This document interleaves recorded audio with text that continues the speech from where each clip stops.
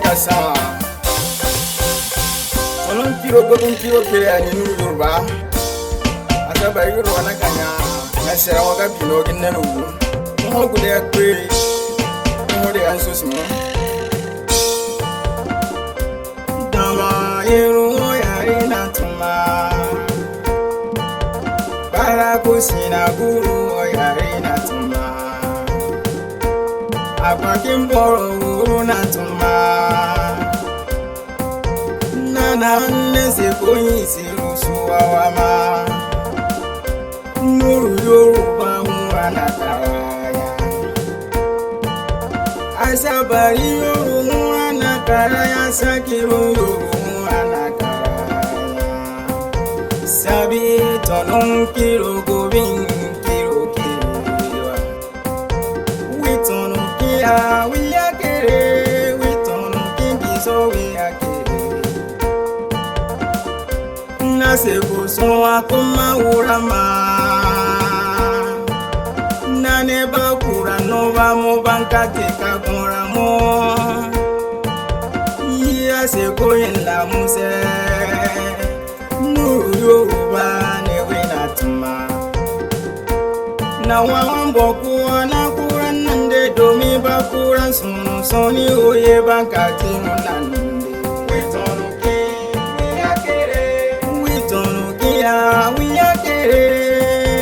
nuru Yoruba gusuno onde kasun sorry gusuno kawaru dabilu narano domi tarumba dobu ya kunomba dobu darumbini inone ya tenkasira nyeri nuru Yoruba na warunda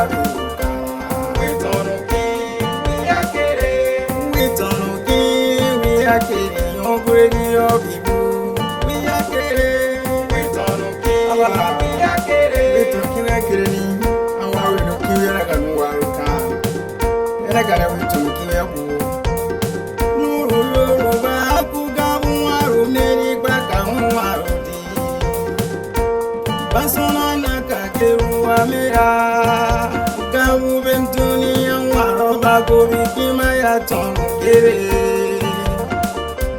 Gaba gobi kima ba tonu duari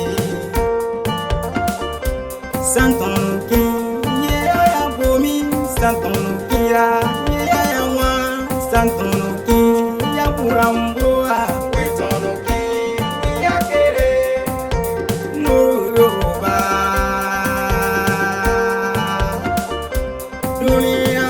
Kununda inti agason Sabi de mi amakimi ana wenkiru moni Awa dunia yakni asabi Anka suwa de ameri pase wantonu suwarano Anka boro wiya ade ameri ase wemboro wiya kabunoni abakaki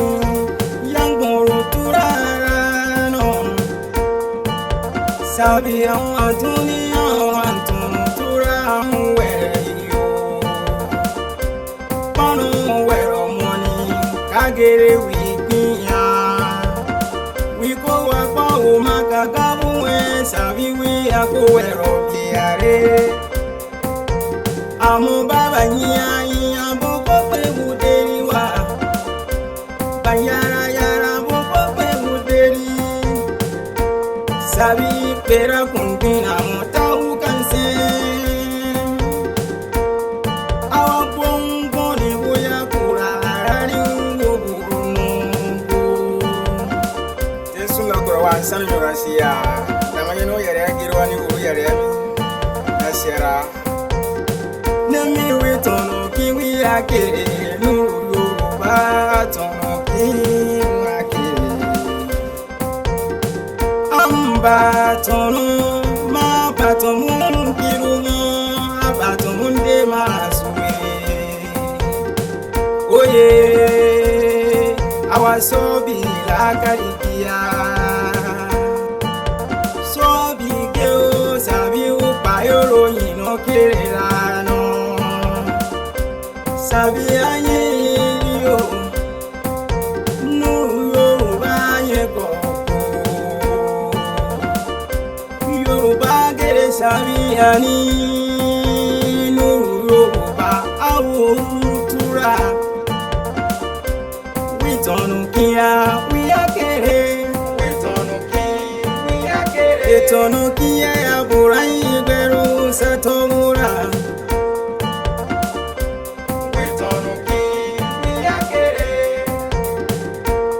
Alhaji Jibila Muri Sina Wedoragi Tondurongobi Niki Bereku Azatomura Kabatire no Muri Naya Kangire no Muri Wanaya Muri Sokiro Osanun Tobura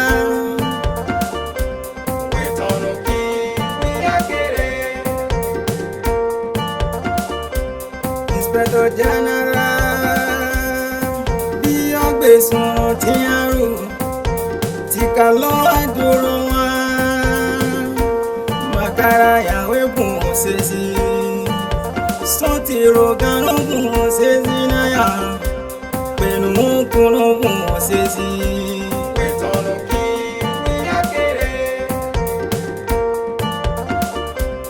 Inú sápò pàbíyàn sáwé bọ̀gú owó tọ̀nà kíwí àkèrè ìgbẹ̀rù orí ń bá kíwí àkèrè tọ̀ndúrọ̀ ń gọ́ ìwí àkèrè tọ̀ndúrọ̀ sànú yàrá. Alhassan bàtà ilé sábọ̀wọ̀ tọ̀ndúrọ̀ ń gọ́ ìbẹ̀ kúrò sábẹ̀ yàrá. Kọ́bí bùkù dúró ìwọ̀n náà kàrá yà. Yetono kiye abura iberji ukuna tobura Mwaro ikasuru neruno Ikutuni awero bunurirano Barakasi bukuri abakura katonuno Bankanun toba bakura kanu yanade Teru teru tonu no sonu tontura pura soberano. Wetonu ki wiyakere. Wetonu ki yambu. Bio ise tawere bambi wareo. Mbara koseru kurumuru mwebio na wale miba tawere muruware. Wetonu ki wiyakere. Koraro makuwa naya sero koramboro naya weno suno to baka kinemboro sina warigi ki awe umandu atono kini gusuno unwenu kuru tibu kosia wetono ki wiyakere Alhaji bare deno duku neno bare wanaya nyuguregi ro bare deno gani ro bare atono kini deno bundi na tobura wetono ki wiyakere kani sisano sana kari oyeru sano Tonkirumo na wenton siare kurenda guhona toura na kinese gotobere ngomunda bwera naya moru esero no agobi asego buramba ku asego atonkirumoni we must tonu kiwi ake tonu kiro gobin kiro kerewa we tonu kiwi ake seruda paru yara kumana tawura dawu dauna moro bumba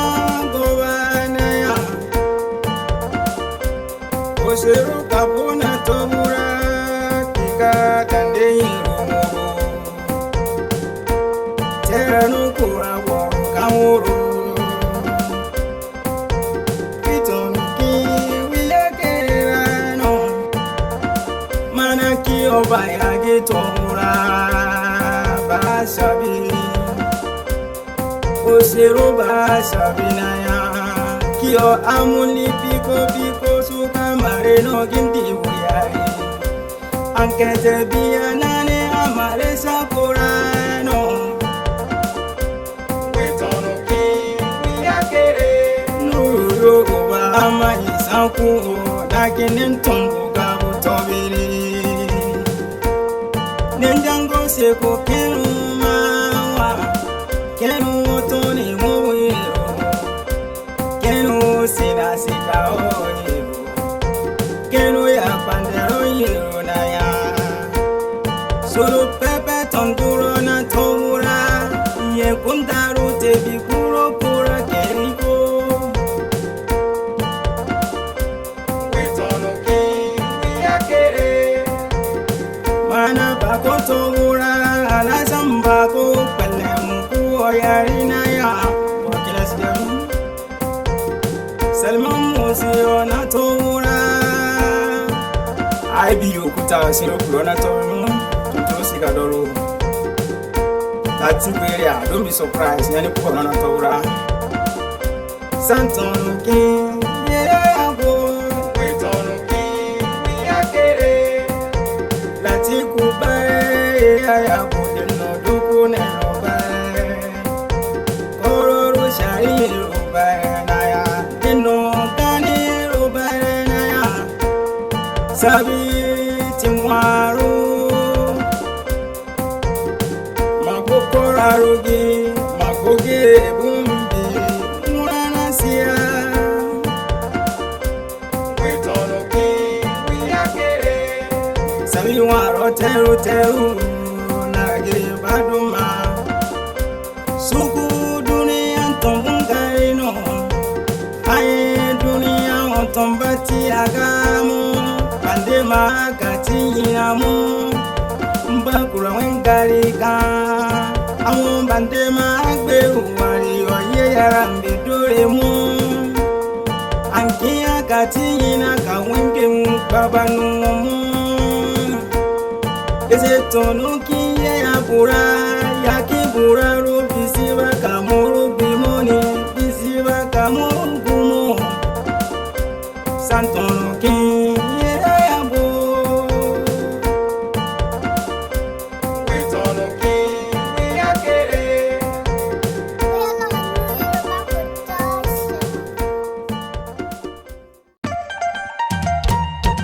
Mega sa Tolong kiro kere ani nuru yoruba Asaba yoro wana kanya Nasira waka bino ginenu Mho gude akwe Mho de ansusmo Dama yero yari natuma Barakusina guru yari natuma Apakimboro guru natuma Nana nese koyi siru suwawama Nuru yoruba murana karaya Asabari yoru murana karaya Sakiru yoru murana karaya Sabi tolong kiro gobin kiro kiriwa Witono kia wiyakere Witono kimbiso wiyakere Naseko soa kuma urama Nane bakura nova mo bankate kakura mo Iya seko yenda muse Nuru yoruba newe natuma Na wawamboku wana kura nande Domi bakura sunu soni oye bankati nunande Wetono ki wiyakere Witono kia wiyakere Nuru yoruba gusuno onde kasun Sorry gusuno kawaru dabiru narano Domi tarumba dobu ye yakun tọ̀nù pàdó. Dàrún bíní iná ni yá ti ń kà síra yéèrè. Lóru Yorùbá náà wà ń dàbí òkà. Wìtọ̀nù kí wíyá kéré. Wìtọ̀nù kí wíyá kéré. Yọ̀ngúrẹ́ ní ọ̀bìbú. Wíyá kéré. Wìtọ̀nù kí wíyá kéré. Wìtọ̀nù kí wíyá kéré ni. Àwọn arúgbó ló kí wíyá lẹ́ka ní wàá rò ká. Ẹlẹ́ka ní wìtọ̀nù kí wíyá kú. Lóru Yorùbá kú gábù àrò mẹ́rin gbàgbà ń àrò dì. Basona na kakeru wa mea. Gabu bentuni yang waroba gobi kima ya tonu kere. Gaba gobi kima ya tonu duari. Santonu ki ye ya bomi. Santonu ki ya ye ya wa. Santonu ki ya buramboa. Witonu ki ya kere. Lóru Yorùbá. Dunia ya kunga inti agason. Sabi de mi amakimi ana wankiru moni. Awa dunia ya kwiya sabi. Anka suwa de ameri pase wantonu suwarano. Anka boro wiya ade ameri ase wemboro wiya gabuno ni abakaki. Yangoro turarano. Sabi awa dunia wantonu turawe yo. Pano wero money kagere wikiya. Wiko wakwa umakagabu we sabi we ako wero biare. Amu baba nyia boko pe muderi wa. Banyara yara boko pe muderi. Sabi pera kundina motau kanse. Awa bongo ni boya kura arari ungo burungo. Tesu na kura wa san yorasiya. Namanyeno yare agirwa ni uru yare ami. Nasiara. Nemi witọ̀nù kí wíyá kéré. Lóru Yorùbá tọ̀nù kí wíyá kéré. Amba tọ̀nù máa bàtọ̀mú kiri mọ́. Àbàtọ̀mú ndé máa sùwé. Oye àwa sọ́ọ̀bì làákàrí kíá. Sọ́ọ̀bì gé o sàbí ó pààyòrò yìnà kéré lánàá. Sabi ayé yo, Lóru Yorùbá yẹ kọ̀ọ̀kọ̀.